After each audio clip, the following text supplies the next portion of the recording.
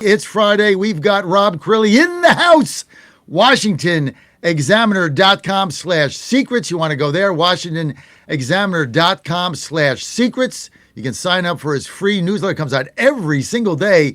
Inside Washington tells you what's going on. Rob, good to have you with us. Lovely to be back with you. All right. It's Friday, and I'm in D.C., and Crilly's here. We're on, right? We're live and in our studio. Rob made the big board, right? WashingtonExaminer.com/secrets. Anything on that board gets done. Yeah. If it's not on one of these boards, it ain't getting done. It's written down somewhere on a notepad that is buried, or 100,000 emails I get a week. So on one of these whiteboards, it's getting done.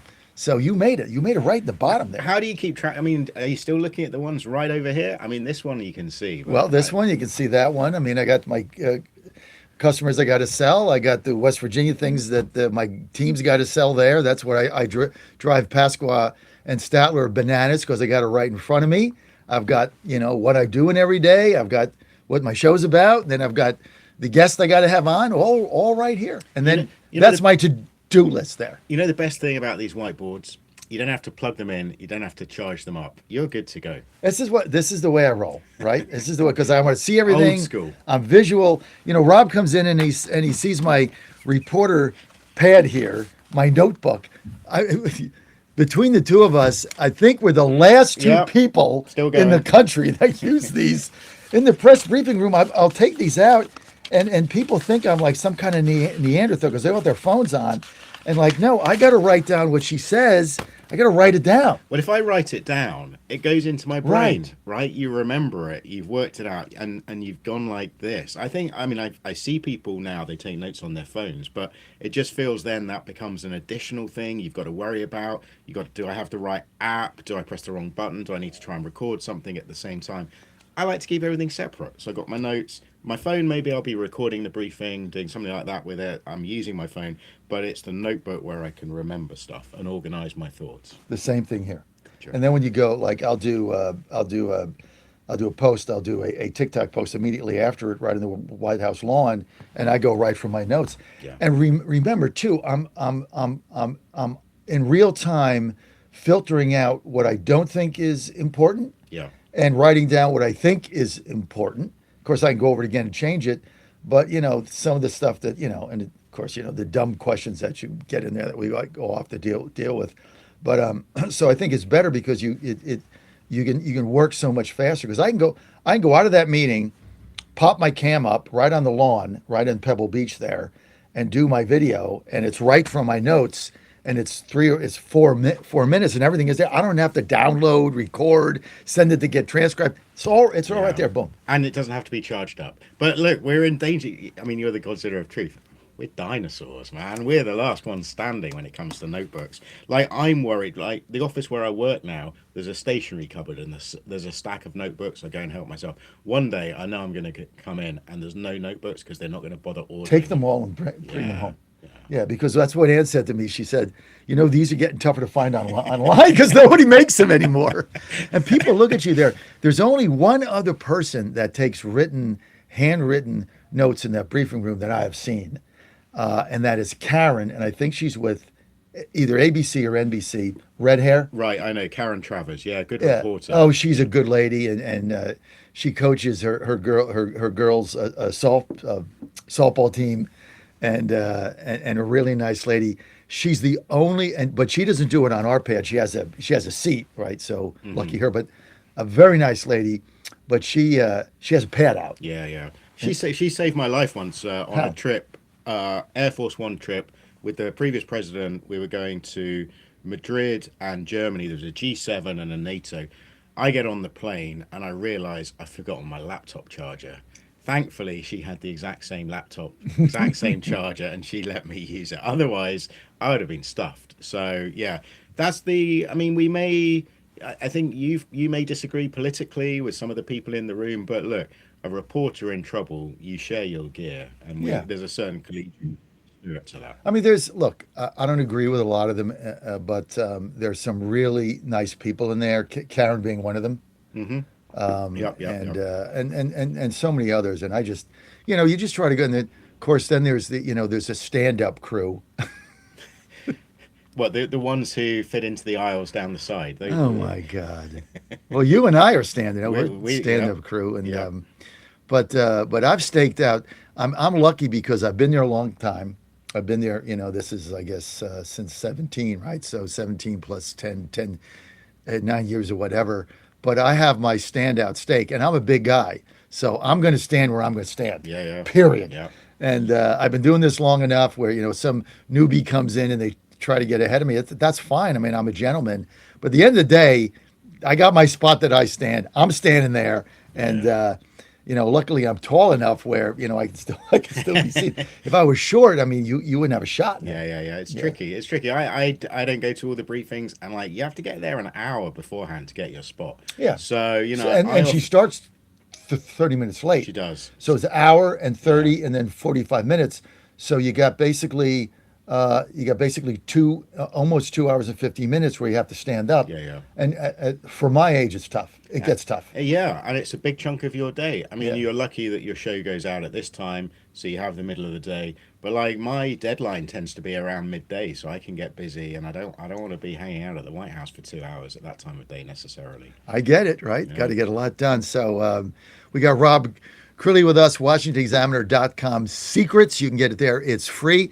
This segment brought to you by my great friend Del Walmsley at Lifestyles Unlimited. Lifestyles Unlimited is a real estate education group that gives you the roadmap and resources to start building income through real estate. You'll learn practical strategies for using investment properties to create extra income and make informed decisions one step at a time. Join today for just $297. That's a 60% savings off the regular price just for our listeners. And it's a great program. Ann and I went to Dallas. It was phenomenal. It's like a movement. Text the word radio, RADIO, text radio to 88007. That's radio to 88007. Radio, text the word radio to the number on your phone, 88007, and you're good to go. This presented by Lifestyles Unlimited. Couple other announcements just to make very quickly. Got an event coming up for my campaign, Ward 2 Chair. This is going to be on March 16th. This is a Monday. We're going to have Diana Harshberger is going to be joining us. Brandon Beach, Treasurer of the United States, is going to be joining us. It's free food, cash bar, and it's to get signatures, but everybody's invited. We expect a really big crowd there as my campaign for Ward 2 Chair continues. So if you can make it, it's free. Just RSVP and just go to makedccgreat.com, makedccgreat.com. Go to events, RSVP there. You can also make a campaign donation. Campaign limit, $200. We're trying to get Rob Crilly to go. He's fired up. He's pumped. He's going. Aren't you going? Yeah, I'll be there. It's the day before St. Patrick's Day. That's going to be a big week. It's going to be a Day big before week. St. But I'll be Patrick there. to get fired up. I'll be there. Don't Plus, worry. you got Harshberger there. You got Beach there. You said there was free food? Free food. I'll be there. Hey, you don't do an event with Godzilla where you don't eat. I mean, cash bar. You got to do that yourself. Although I will buy him a drink. Out of the goodness of my heart, because he's a he's struggling reporter with a notepad. I'll buy him a drink. But you never go to a Godzilla event with Ann doesn't have plenty of, and that's Ann's thing. If we can't have plenty of food, we ain't having it. So there's always plenty of food there, and it's going to be fun. All right, before we get to Rob, because we got an extra segment with you, that's kind of why I'm delaying all your stuff here. Let's get to the phone lines. John in Southwest Virginia, you're on with Rob and John. John, go ahead. Yeah, good morning. I appreciate you taking my call. Hey, I had a comment on I think the president needs to consider when we consider the brilliance of Paxton and what he said to, in essence, kind of checkmate for the time being Thune and the Senate Republicans, and that is, from what I understand, this probably would be the last term, should he get elected, of Cornyn, and if we lose the House, no doubt they're going to try to impeach the president. And then when it goes to the Senate, they're talking like they don't know that Cornyn, since he's on his way out the door, would be on his way out the door after this term, would even vote to not impeach the president. So there's that vote that might go against the president. He needs to consider that. I think that for people who want to sit out elections and sit on their hands because they're frustrated at what the party's doing, I get frustrated too. But the thing is, I don't sit on my hands because I'm not willing to cede more political territory to the opposition without a fight. You have to keep fighting, otherwise it's just going to get worse. If people don't get out and vote, regardless of how they think their vote is going to be appreciated, they're just going to be putting in the Democrats or other people who are going to be doing that much more damage to them. They need to get out and vote regardless to protect their own interests and the interests of their family and the country. And then you start picking off these rhinos or the people who are obstructionists to the political process. You need to pick them off one by one like Paxton is doing with Cornyn. You get rid of them, and pretty soon you're going to have something that's going to be more manageable and workable. But right now, we're not having that, but we still need to not sit on our hands. And I remember when Senator Allen returned from a recruiting trip where he was telling me that he recruited John Thune. And I was talking with him, and I had such high hopes for Thune when I first heard about that coming back from South Dakota. He's proven to be a total failure in my book. Well, but it doesn't mean that that everybody's going to be a failure. You still have to get out and you have to vote for people that you hope are going to see the light. Well, the pollster that I've just made our official pollster, because she's the first person that actually, that was Stephanie Buhaila from Heritage Action. She finally told me why nobody's showing up, and she's got the data and receipts to back it up. I've had on the guy from Rasmussen. I like him, Mark, and the other gentleman from Atlanta. I just can't think of his name. I've had those bunch of pollsters on. She's the first one who nailed it and said people aren't showing up on our side because they don't think their vote matters because of all the cheating that's gone on. And until you fix that, you're going to continue to lose. And she's got the data to back it up. John, South West Virginia, thank you. Thank you for your time. Thank you for being with us. Don't forget, go to MakeDCGreat.com. You can donate to my campaign there. John, I know you can't wait to do that. Thank you.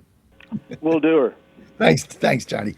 So, Rob, before we get to some of the stories you had today, we spent a lot of the day on this Paxton X, which I thought was one of the most brilliant moves I've ever seen. He boxed it was like triple checkmate.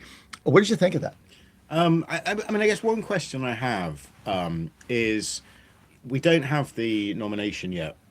We don't have the endorsement from Trump yet. All the indications are he's going to back Cornyn, right? So it's all heading towards Cornyn.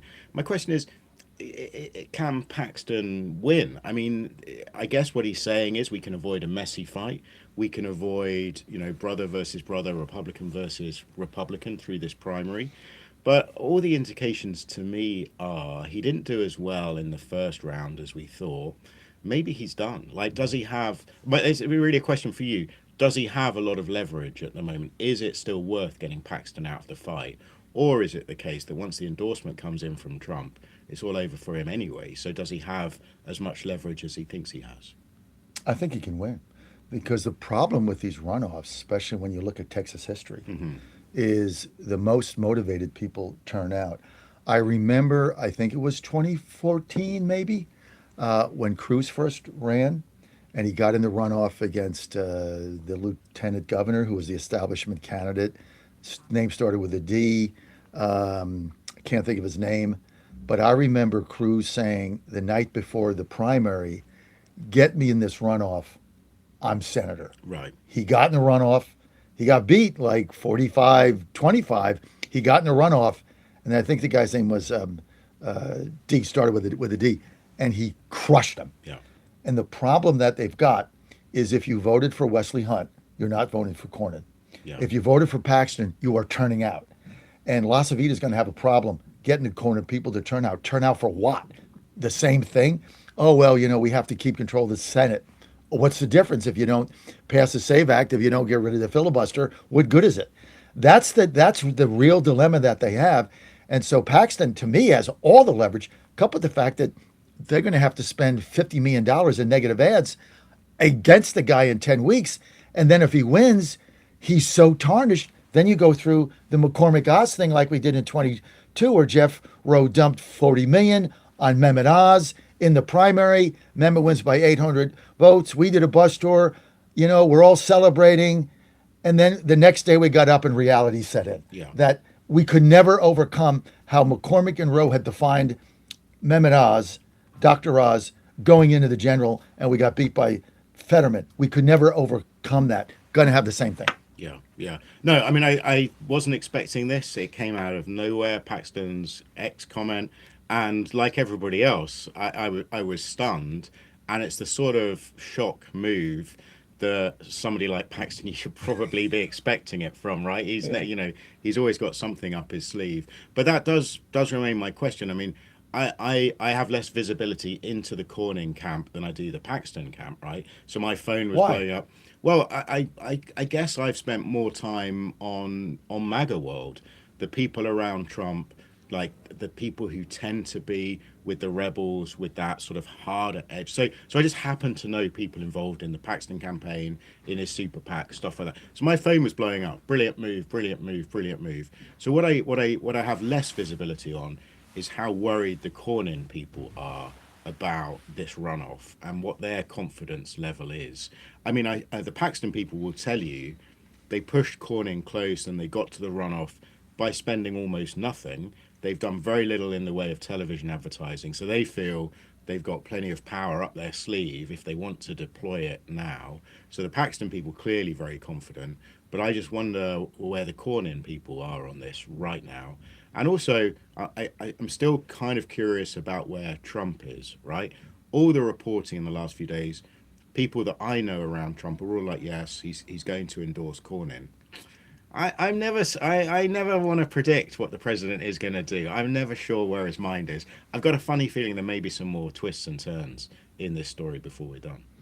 Well, I think you're right. And you don't want to predict what the president's going to do because you never really know. That's number one. Number two is I know you got La Vida really trying to get Cornyn over the top, but their problem is even with the Trump endorsement, and I wouldn't, without doing the SAVE Act thing, without getting rid of the filibuster, if Trump endorses Cornyn, Paxton's going to win anyway. I'm telling you, he's going to win.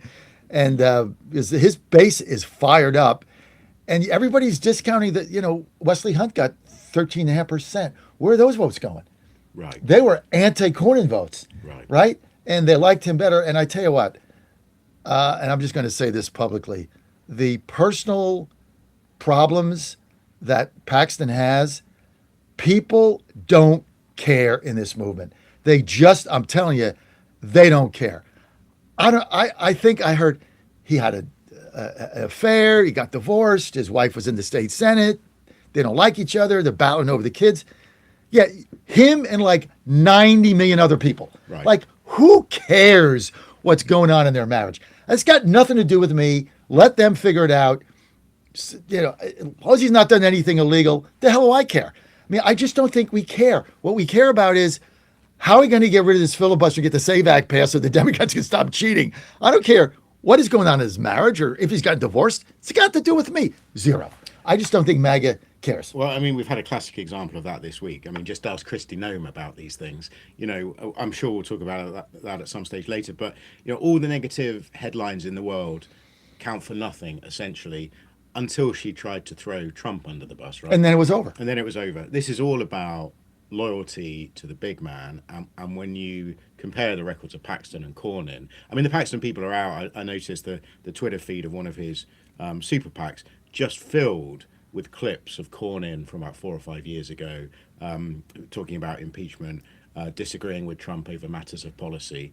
That's the stuff the base cares about. And you're right. I don't think they care about Paxton's peccadillos, the divorce, the controversies around him. It's all about his relationship to the president. That's why if he stays in, he wins. And then the people that saying, well, then he can't win and he can't beat Terralico. I mean, that's, it's probably Cornyn's 65-35 and Paxton's maybe 50-50. But I'd rather take a shot with 50-50 to get somebody in there that's going to get something done than Cornyn who do nothing. So that's the dilemma with our base. Yeah. I mean, I'm not a voter in America. I'm not a registered Republican, but I do think you have to look at electability, I think it's one of the things the Democrats are going to mess up in the midterms. I think they're going to pick a bunch of bad candidates, but I do question whether Paxton's the best candidate to win that Texas Senate seat. That remains to be seen, but it is certainly riskier than Cornyn. But as far as not voting in America, do you know that you can show up and vote in Washington, D.C.? Do you live here? Yeah, You have an apartment? I do. So that's the That's thing. all you need. I'm walking down the street, and you know what it's like. Someone is with their clipboard, Trying to get seats. and they're like, "Are you a DC voter?" And I say no, and then I say I'm not a citizen, and then quick as a flash, they say, "Oh, you don't need to be a citizen to vote." And I'm like, I'm not. John Fredericks would never forgive me if I tried to vote in a DC election. As long as you vote for me, it's fine. It's amazing. Yeah, they try to get you. Oh, you don't have to be a citizen to vote. I mean, it's incredible. You don't have to be a citizen to vote. You don't need ID. All you got to do is show up with if you feel like it, with your lease or anything that says you live. I got my Electric driver's bill, license, electric all bill. that. Well, anything that's got your address on it. But they don't even ask for that. They'll ask you to sign something. Yes, I live here.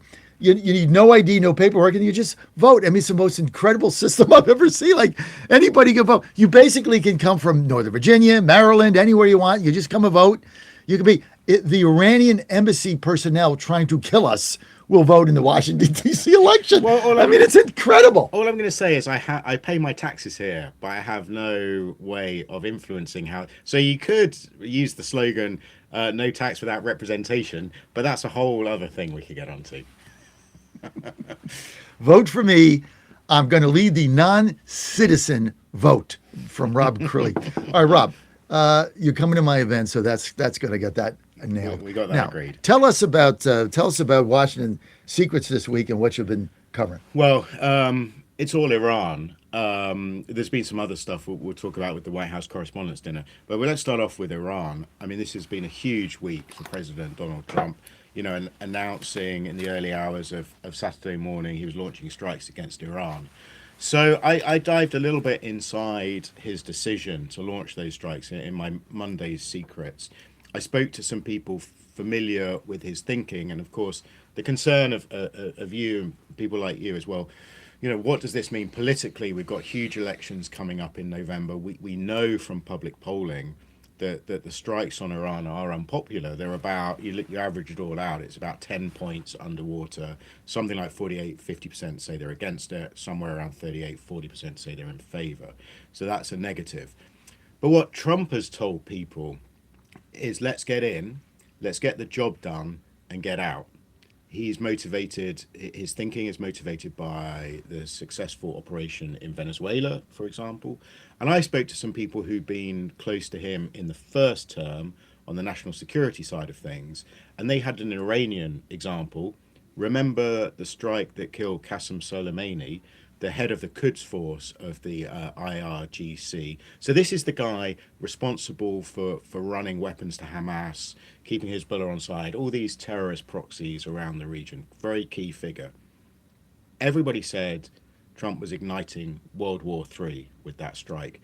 There would be tremendous payback. There'd be a regional conflict. It didn't come to pass.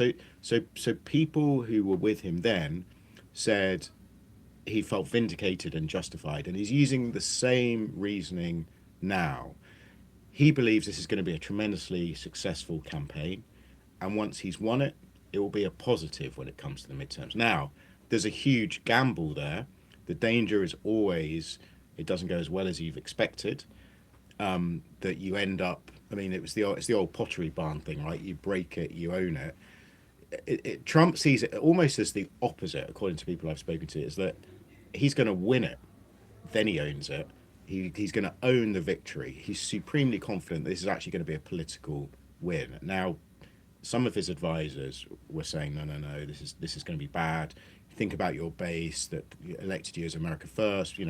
We've heard from the Laura Loomer side of things, the Kurt Mills side of things, that we shouldn't get involved in any sort of foreign entanglements. Actually, no, sorry, Laura Loomer, I'm putting her on the wrong side. She's backing Trump 100%. But I think Trump's decision making here was he believes in American power. He believes in American air power. He'll get the job done. It'll be a political win. And that was one of the reasons why he was so confident in doing this. I think one of the problems since then has been the messaging, right? We've heard from the president, we've heard from Pete Hegseth, we've heard from Marco Rubio, but there's been some confusion over the messaging this week. What exactly is the justification for going to war? And actually on Wednesday, I tried to help my readers with secrets, and I did a cut out and keep guide to the 7 reasons. I went through all the words and the speeches, and I reckon there were 7 sort of justifications given at different times. And it started off with Trump's video address in the early hours of Saturday morning, where he talks about nuclear weapons. You cannot allow Iran to have nuclear weapons. That was We all agree with that. number one, right? That's pretty clear. I think we can all agree with it. He also said in that same speech that there was an imminent threat from Iran. Now, that is a useful thing to add, because if you're talking about imminent threat, then that is a legal basis for launching strikes. And then he also called on the Iranian opposition, the protesters, to rise up and take control of the country. So that third one, and this is where it gets really messy, Trump did seem to be suggesting that regime change was part of the justification for launching these strikes. And we'll come back to that, because at different times, different people have said different things. People have said, no, it's not regime change. Others have talked about creating the conditions for regime changes in the hands of the Iranians. It gets complicated. Then the other one we just talked about, Qasem Soleimani, and we know that Iran has its tentacles spread through the Middle East.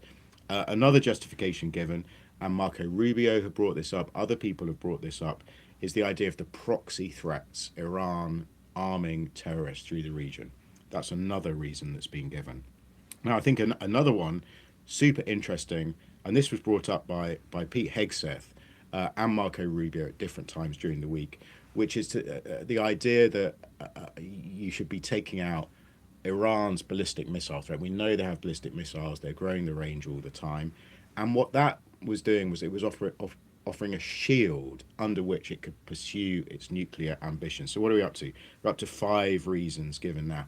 And then the last couple of days, around Tuesday, Wednesday, it got really thorny, because you had the idea of, Marco Rubio brought this one up, Israeli preemption.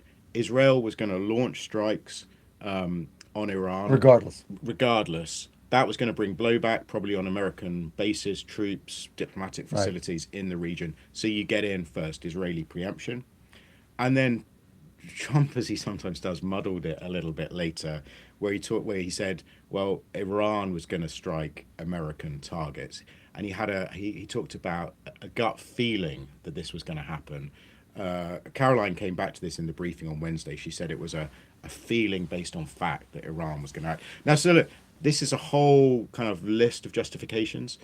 And I think that part of the problem the president has had, and I think it's a common problem throughout his administration, is he acts in the moment, right? One day he will say one thing, the next day he will say something slightly different. And he can do that because he has this extraordinary gift of communication and talking to the American people. But sometimes it makes it hard for the people around him to stay on the same page. So at times, you've had Marco Rubio being contradicted the next day by the president, and it's given this rather sort of messy messaging strategy. It's all gonna come down to the level of success we have. So I get the messaging has been, somewhat murky. I guess for me, it's been clear as a bell. I mean, I know exactly why we're there. I know the 4 objectives. I know why he's doing it. And 50 years, nobody's done jack. And they want to annihilate their Navy, get rid of the ballistic missiles, eliminate their ability to get a nuclear weapon, and to starve the proxies. And and they want to control the oil, cut it off from China, cut it off from Putin, and they want to be able to gain access and control over the Straits of Hormuz, and that's it. I mean, I don't think that the message has been muddling. Well, so part of the problem is, when does this stop? Like, what is the end point here? When you start giving out so many reasons, Well, it ends when the Navy, when they've sunk every last boat down to the rowboats, when they've got their ballistic missile apparatus completely dismantled, when they can't ship, when there's an oil blockade and they can't ship oil cheaply to China and Russia, and they can't fund the proxies, and when they can't build a nuclear bomb. And like what they said the other day is basically the next man up. So they're going to elect a new Ayatollah, and they're going to take that Ayatollah and they're going to take him out. So he's a dead man, and they're going to then get another Ayatollah and they're going to take him out. They'll murder him. Yeah, but when and do then, they stop? I When don't do know, they stop? 10, 15? I mean, eventually the Iranians people have to figure out what the hell they want. And like Trump said, this is a once in a generation opportunity. You guys figure it out. Looks like you're going to arm the Kurds, but it's up to them. And then if you get to the 10th level, finally you're going to get somebody to negotiate. So I mean, okay, that's the goal. So you're going to take out 10 leaders in a row. Yeah. Well, but what about 11? What about 9? Well, what I'm saying is it's not super clear where this ends. You could still be here in 6 months' time. And then, You could then be. I think it's a huge problem. You could be, or they finally figure out if they don't negotiate and they don't have a dialogue about what they're going to do and not do, they're going to continue to get killed. And maybe that's what they want to do. Well, Right? Trump said yesterday, when he had the Inter Miami soccer team there, he was saying, well, they've reached out, they've tried to negotiate, and we said no way. Yeah. We're not going to do it. So at what point do you When negotiate? the Navy's gone, when the ballistic missile system is wiped out, when they have no more money for the proxies and they collapse, exactly what they said, and when they have no ability to enrich uranium to launch a nuclear missile against us or anybody else. I mean, that is a clear objective. I mean, it's like, look, you don't think in Venezuela that he gets on the phone or his surrogates get on the phone with Delcy Rodriguez and they're telling her what to do, and if she doesn't do it, she'll get incinerated and they'll take her out in a plastic box. She's dead. They will kill her. Like, do what we say or you will get killed. It's so simple. Does it trouble you that none of this is allowed under international law?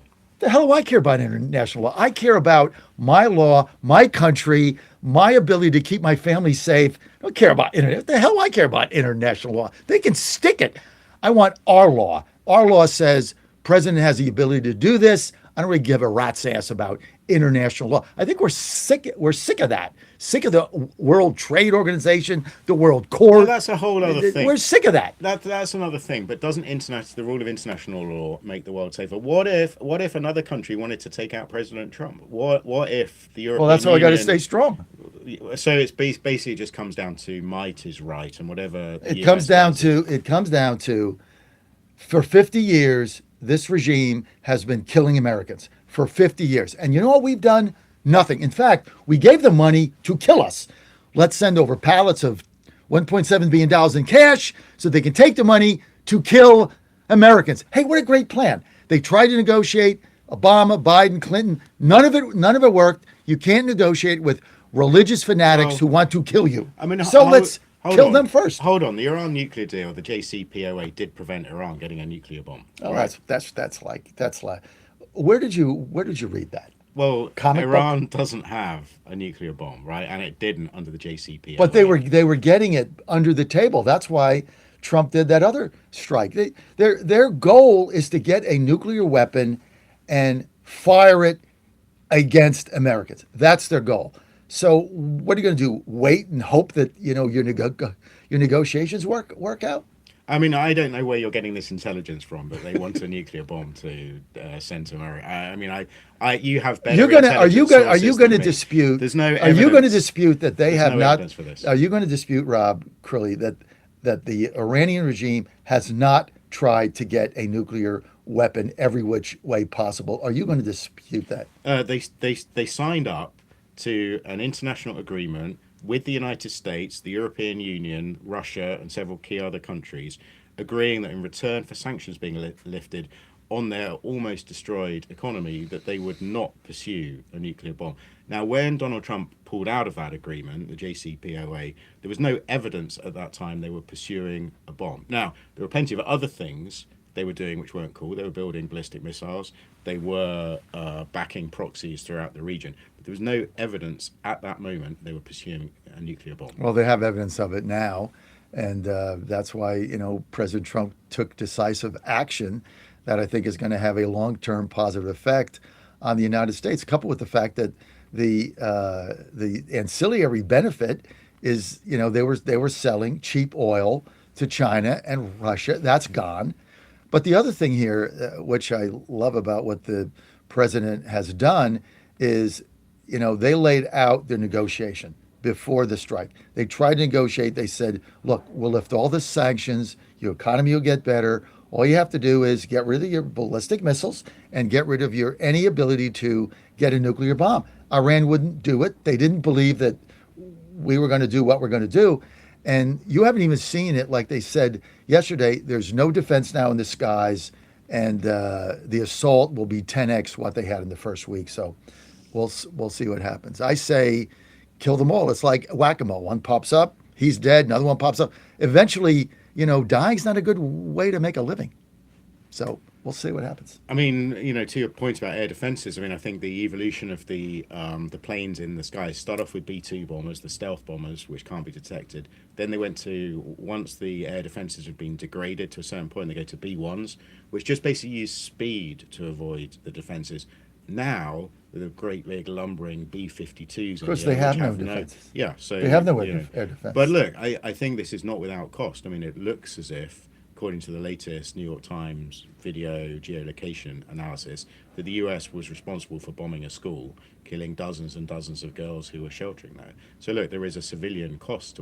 This isn't a computer game. It's not whack-a-mole. Civilians are being killed as well, and I think we should remember. Well, there's no clear evidence that we had anything to do with that school bombing. And if you think I'm going to sit there and take what the New York Times says, no, I'll take what the Washington Examiner says. Speaking of that, get Rob Crilly. Go to WashingtonExaminer.com/secrets. It's free. You can read the inside story. We're going to open up the phone lines for Rob after this spirited discussion. And he's still coming to my event, and he can't vote for me as a non-citizen. Doesn't matter. You DC, you vote. I could get the squirrels to vote for me if they have an acorn. Let's go to Anthony in Florida, line 1. Anthony, you're live. Oh, good morning, John. You got, brother, let me tell you something. Nothing pisses off an American more than when you hear somebody say, like, well, what about international law? This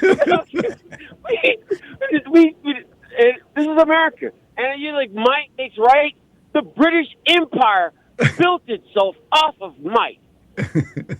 I'm just apoplectic, and I'm all over the place today because my original intent was to call about Cornyn and Paxton, and I got to stick to that. The president, John, welcome to my side. John is for Paxton, and the fact that Trump, it's like he's supposed to be a conservative. He's supposed to be on our side. He's supposed to go with the MAGA candidate. Paxton supported him. Cornyn gave him the middle finger and drug his feet. Please explain to me how you're not supporting the MAGA candidate. Why? Because he's got that scumbag Lasavita, and I told you I never liked Lasavita. Paxton has been a pure MAGA candidate. He has done his job. He sued Biden every which way from Sunday. Everything that Trump wanted, Paxton was there for him. And how does he repay him? He says, whoever I endorse, the other person has to drop off. And Paxton said, not happening. So Trump says, well, that's I'm ticked at you. Well, guess what? That endorsement, Trump's brand is degrading. In this sense, an endorsement from Trump would be a bad thing. So he can go ahead and endorse Cornyn, and Paxton will get pushed over. He'll get pushed over because Trump's wrong, and he knows he's wrong, or does he? Does he even know? Is he listening to himself? Or He's not made an endorsement. Look, if they get rid of the filibuster, right? If Thune and Cornyn agree to get rid of the filibuster, and then they vote in the SAVE Act, and then Paxton doesn't run, we all win, and Paxton will be a national hero if he does that. But the problem they've got is I'm telling you, if they don't cut the deal with the filibuster and President Trump endorses Cornyn, Paxton is going to win. I mean, I don't know what there's no math for Cornyn. His voters are not going to show up. I don't care how much money Lasavita spends, and the negative ads on Mr. Paxton's personal life It doesn't matter. Doesn't matter. MAGA. It didn't matter with Nope. Trump. Nobody Nope. cares. I knew hundreds of my friends went through divorces, fell in love with other women. Who the hell cares? Why don't you take care of your kids? Not my business. They're banking on that. It's not going to work. He's going to win. If Trump endorses him or not. The more you He's trash, gonna win. the more you trash the other guy, the more I want to look at what you're doing. All right, Rob, you want to weigh in? No, So I'm in enough trouble as it is. I'm not going to, with this British accent, I'm not going to weigh in on a Oh, we love Texas you, Rob. politics. Come on, we love you, man. it's all in fun. Yeah, Accent. come on. The chicks Come on, dig it. you're This guy's good. got Come so on. many. This guy's got so many women after him here. These Stop chicks Stop dig it. No, I mean, but look, I mean, this Texas race has been fascinating throughout. I mean, at one stage, I really thought Wes Hunt was going to be a huge factor in the first round of voting. It didn't happen to be the case. Now we're down to Cornyn versus Paxton.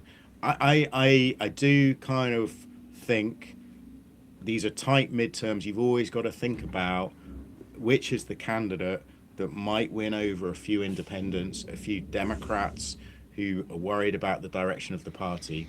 And I think Paxton is clearly hugely popular with the base, but can he do enough to win in November? I think you're absolutely right that the base doesn't care about all the headlines around him, but you can bet your bottom dollar there's some wavering Democrats, independents who are leaning towards him who will care about and not just the divorce, but also the string of other controversies around the 2020 election, the different cases brought against him. I think he comes with some baggage. So I get why so many people in the base love him, but I do think there's a danger you're going to overlook some of his weaknesses. So I guess would you agree with my assessment that if Paxton's the nominee against Charolico, it's 50-50 at best? If Cornyn is the nominee against Charolico, it's probably 65-35 Cornyn wins. So that's the risk you're taking. If you're a Texas Republican, you're rolling the dice that you can win the general, and it's probably a little bit under 50-50, maybe 51-49, but it's not a done deal. Cornyn gets a nomination, Cornyn will win. So that's the calculus. I'm gonna argue against myself now, because of course Trump won in 2024 with essentially a message that appealed to the base.